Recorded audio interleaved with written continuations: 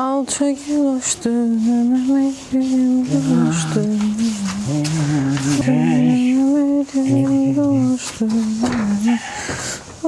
Arvad, hoş gördük seni. Hoş gördü ya kişi. Yeri tezideki çok komşu sürayeden baltanı al getir. Et almışam, qəşəng kıyma doğrayayım. Yaxşı kişi. Səhər gördüm, odun doğrayırdı. Yallah.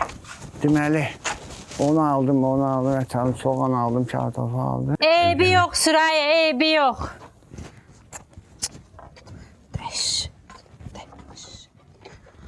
A kişi, He. Süreyya dedi ki bizde ezel gündən balta olmayıb. Vay atımla sənə, bu qonşular ne yaman simicilər. Daha bilmirlər ki, dünyanın malı dünyada qalacaq. Elə də kişi, elədir. Yaxşı, eybi yox. Qoy paxıllıq onların özlərinə qalsın. Sən yeri gör, o alt evdə bizim öz baltamız var ha. Hə. Onu getir, onunla doğrayarıq. Yaxşı. Eybi yox. Sen ölməyəsən, pay atımla.